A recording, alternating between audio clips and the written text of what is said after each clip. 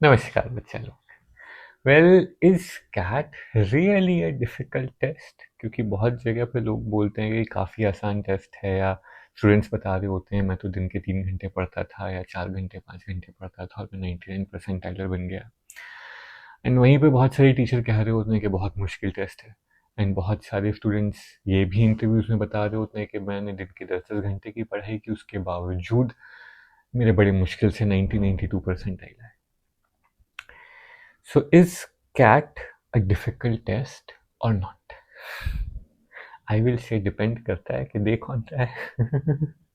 नहीं, I mean भाई अगर कोई टीचर देने जा रहा होगा जो ऑलरेडी 7-8 बार दे चुका है, 5-7 साल से पढ़ा रहा है, 99% ला चुका है, उसे कोई सरप्राइजिंग चीज़ नहीं बची है, तो उसके लिए तो आसान ही है, वो तो यही कहेगा आसान है, ज़्यादा मुश्किल टेस्ट नहीं। बट अब वहीं पे कोई अभी अभी बीबीए बीकॉम या इवन इंजीनियरिंग, ऐसी बात नहीं है, अभी अभी किया हुआ बच्चा जिसके ऊपर बहुत प्रेशर है, पोस्ट ग्रेजुएशन का प्रेशर है, करियर का प्रेशर है, साथ में कॉलेज की पढ़ाई भी है या और बहुत सारी चीज़ें हैं, जॉब है, और उसको प्रिपरेशन करनी हो, तो तुम अगर भाई तुम्हें सिर्फ कैट, किसी भी कैट के सेंटर पे जाके देखने की ज़रूरत है कि बच्चे कितना स्ट्रेस में होते हैं कैट वाले दिन, टू टू एक्चुअली सी के आसान तो नहीं है ना। उस दिन देख के तो तुम्हें आसान नहीं लगेगा, कोई नहीं हंस रहा होता। So it differs from context to context, तो इसीलिए what I will do is, मैं कैट की थोड़ी चीर फाड़ कर दूंगा तुम्हारे लिए, ठीक है? जरा समझ लेते हैं पेपर क्या है, इसे क्या चीज़ें हैं जो इसको मुश्किल या आसान बनाती हैं। फिर उसके बाद तुम अपने आप एज अ स्टूडेंट इवेल्युएट कर लेना कि तुम्हारे लिए कैट इजी रहेगा या मुश्किल रहेगा। I think that will be a much better thing to do, है ना? Let's begin. तो शुरुआत करते हैं वीआरसी के सेक्शन के साथ। देखो, वर्बल का पूरा सेक्शन कैट का अगर हम चीर फाड़ करें इसकी, पूरा का पूरा सेक्शन रीडिंग डिपेंडेंट है। कोई ग्रामर, कोई वोकेबलरी तो डायरेक्टली आती नहीं, कोई अंडर ग्रेजुएट लेवल के या 12th स्टैंडर्ड तक के टाइप के क्वेश्चन कुछ नहीं आते। आरसी आता है, and verbal, para, jumble, odd one out, जितना भी कुछ आता है, पॉइंट इज वो पूरा का पूरा deep comprehension and reading habits को इवेल्युएट करने के लिए होता है। तो अगर if you are a book lover और तुम्हें वैरायटी ऑफ बुक्स पढ़ने की आदत है, तो तुम्हारे लिए वीआरसी बहुत आसान होगा। एक्सट्रीम एग्जाम्पल अगर तुम्हें दूं, तो आई हैड अ स्टूडेंट जिसने कैट में ओवरऑल 89 परसेंटाइल स्कोर किया था, सिर्फ वीआरसी की बदौलत। वो लड़की एलआरडी और क्वांट में 0 का स्कोर लेकर के आई थी। उसकी बहुत इंटरेस्टिंग कहानी है, उसका लिंक आ जाएगा यहाँ पे, उसकी वीडियो देखना, बहुत इंटरेस्टिंग स्टोरी है। और उसने वीआरसी के लिए भी सिर्फ 1 महीने प्रिपरेशन की थी, लेकिन उसके घर में लाइब्रेरी खुली हुई थी। तो भाई अगर तुम्हारे इंटरेस्ट, अगर तुम रीडर रहे हो, तो तुम्हारे लिए वीआरसी बहुत आसान है। बट अगर तुम्हारी रीडिंग हैबिट्स खराब रही हैं, अब उससे फर्क नहीं पड़ता कि तुम्हारी इंग्लिश कितनी अच्छी है, चाहे तुम जीडी गोइनका या डीपीएस के पढ़े हुए हों, या तुम किसी टीयर 2 टाउन के किसी हिंदी मीडियम स्कूल या मराठी मीडियम स्कूल के पढ़े हुए हों, कोई फर्क नहीं पड़ता तुम्हारी इंग्लिश कैसी है। अगर तुम्हारी रीडिंग हैबिट्स खराब रही हैं, तो फिर वीआरसी तुम्हें टफ पड़ने वाला है। सेकेंड सेक्शन है एलआरडीआई का। एलआईडीआई को कोचिंग की दुनिया में स्पेशली हम ना नॉर्मलाइजिंग सेक्शन बोलते हैं, क्योंकि एलआईडीआई पूरे इंडिया के लिए टफ है। एलआईडीआई को अगर मैं दो पार्ट में तोड़ूं, एलआर और डीआई, तो इसमें जो डीआई का कंपोनेंट है वो फिर भी कुछ पर्टिकुलर स्ट्रीम्स वाले इंजीनियर्स को ऑलरेडी अच्छे से आता है, सबको नहीं, इंजीनियर्स में भी कुछ पर्टिकुलर स्ट्रीम्स के इंजीनियर्स के लिए डीआई आसान पड़ता है। तो मान लो 2-3% लोग, दैट्स इट।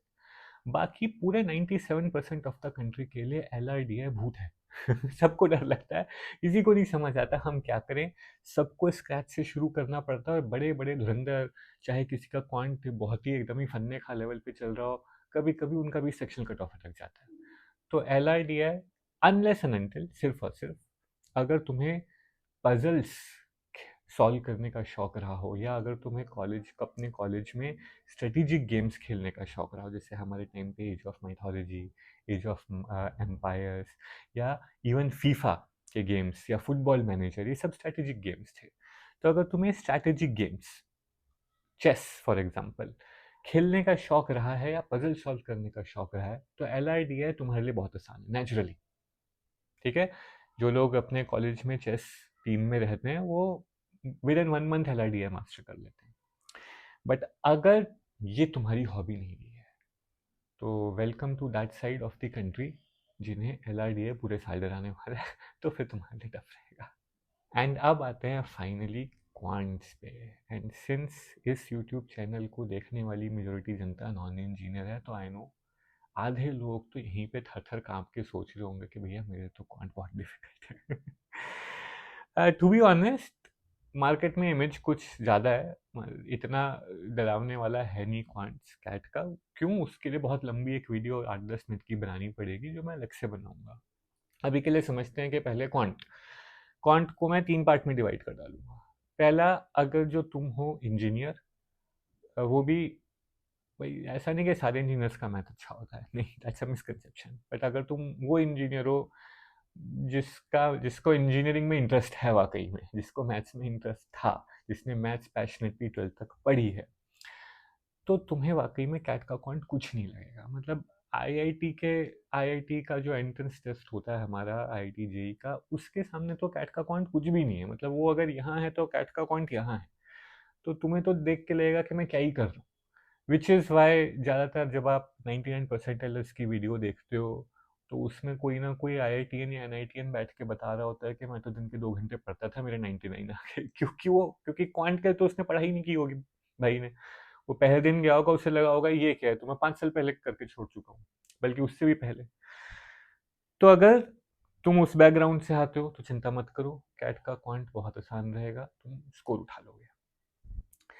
अब अगर तुम आते हो बाकी की कंट्री में, नॉन इंजीनियर्स या वो इंजीनियर्स जिनको मैथ्स से कोई प्रेम नहीं था, तो बेटा कैट का क्वांट का सेक्शनल कट ऑफ क्लियर करना ज़्यादा टफ नहीं है, क्योंकि वो बहुत लो जाता है। हमारी कंट्री के बच्चों का मैथ्स बहुत बुरा है, तो वो बहुत ही लो जाता है। 3 क्वेश्चन सॉल्व करने होते हैं मुश्किल से, कभी ज़्यादा से ज़्यादा 4। लेकिन अगर तुम कैट के क्वांट में एक डिसेंट रिस्पेक्टेबल स्कोर लेकर के आना चाहते हो, जिससे तुम्हें थोड़ा ओवरऑल बेनिफिट मिल पाए, तो वो टफ पड़ेगा, वो वाकई में काफ़ी टफ पड़ेगा। ठीक है, अब आते हैं लास्ट फैक्टर पे, जो कि सबसे इंपॉर्टेंट फैक्टर भी है। तो बच्चों, कैट ना हमारे नॉर्मल बोर्ड के एग्जाम्स की तरह काम नहीं करता कि आप 80, 90, 70 कुछ परसेंट स्कोर टारगेट कर लो, फिक्स स्कोर, और कह लो मेरा स्कोर अच्छा आ गया। It's a competitive test.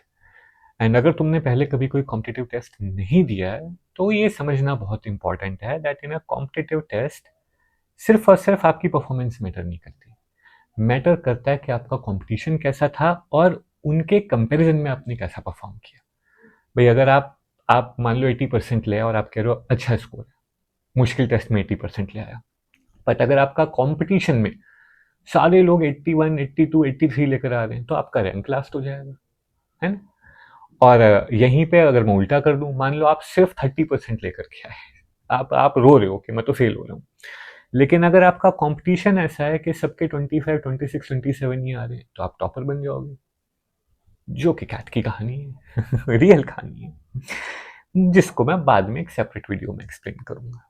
अभी के लिए समझते हैं कि मार्केट में सॉर्ट ऑफ अफवाह है या बच्चों में मिसकंसेप्शन है कि कैट बहुत टफ है क्योंकि मेरे को तो आईआईटीएन से कम्पीट करना पड़ेगा। बच्चों को स्पेशली नॉन इंजीनियरिंग या साइड के बच्चे जब मेरे पास आते हैं तो उनको लगता है कि अरे सर ये तो सारे आईआईटीएन एनआईटीएन वाले तो स्कोर ऊपर खींच देते हैं और हमारे पास तो कुछ नहीं होगा। ऐसा सच नहीं है, अब ऐसा नहीं रहा। तो अब मैं इवन कंपटीशन वाइज पेपर को 2 पार्ट में डिवाइड कर देता हूं। अगर तुम इंजीनियर हो तो तुम्हारा कंपटीशन बहुत टफ है बेटा। क्यों?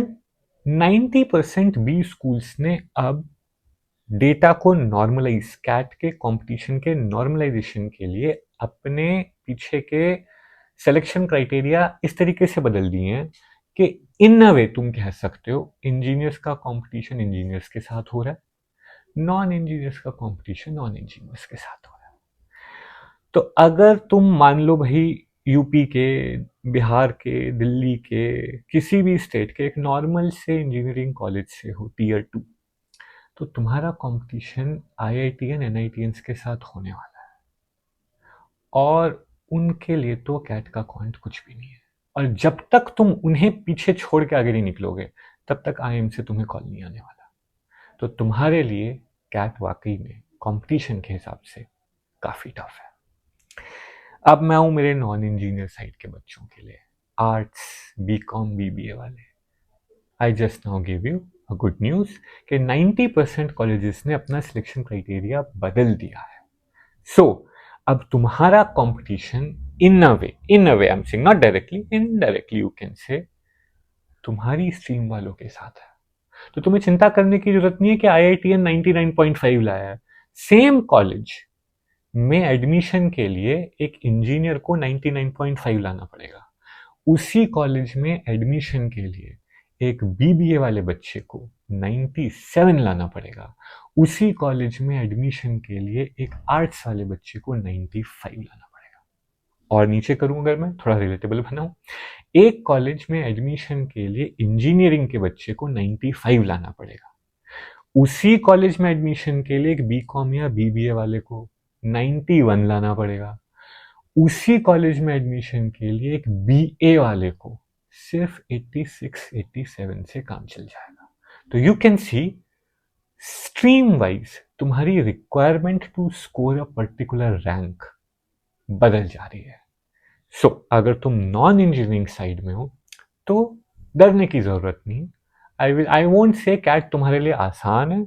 आई विल से भाई IITN के साथ compete नहीं करना, तुम उसकी चिंता मत करो।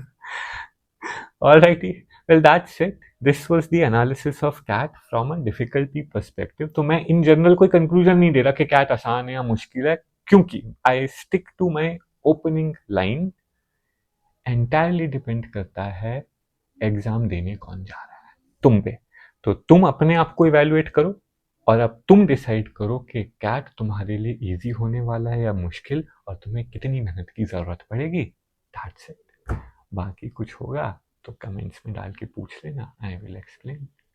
अच्छे से पढ़ाई करो, डू वेल बच्चा, happy preparation, love you all, bye bye, फिर मिलेंगे।